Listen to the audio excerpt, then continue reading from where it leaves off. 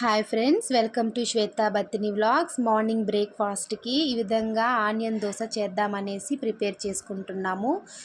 ఈ విధంగా దోశ పిండి తీసుకోవాలి. గీ కొద్దిగా, కొత్తిమీర, చిన్న ముక్కలుగా కట్ చేసుకున్న ఆనియన్స్, తురుముకున్న క్యారెట్, చిల్లీ కట్ చేసుకొని తురుముకున్న అల్లం చాలా ఇంపార్టెంట్. అల్లం చాలా బాగుంటుంది ఈ దోశకి.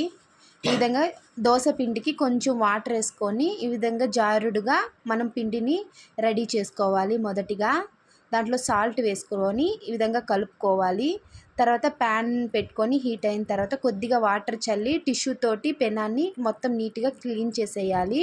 తర్వాత ఒక గంటి పిండి తీసుకొని మనం ఈవెన్గా మొత్తము ప్యాన్ అంతా స్ప్రెడ్ చేసుకుంటున్నాము.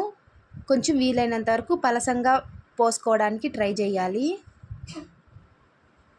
కట్ చేసుకున్న ఆనియను, కొత్తిమీర, క్యారెట్, తురుముకున్న క్యారెట్, గ్రీన్ చిల్లీ, కొద్దిగా అల్లము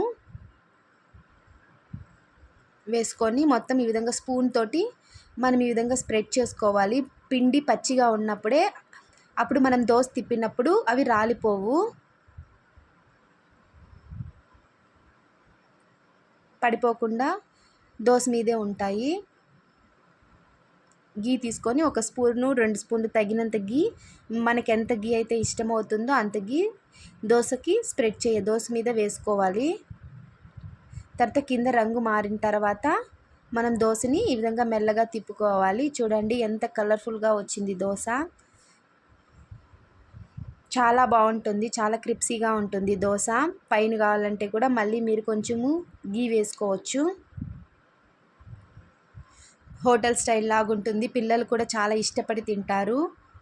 మార్నింగ్ బ్రేక్ఫాస్ట్కి చాలా బాగుంటుంది. క్యారెట్ అంతా వేసుకుంటాం కాబట్టి అది కొంచెం హెల్తీగా కూడా ఉంటుంది. తర్వాత ఈ విధంగా ఫ్రై అయిన తర్వాత నేను ఈరోజు మార్నింగ్ కోకోనట్ చట్నీ చేసినాను. దీనికి కాంబినేషన్గా కోకోనట్ చట్నీ చేసుకున్నాము. Thank you so much. Please subscribe my channel.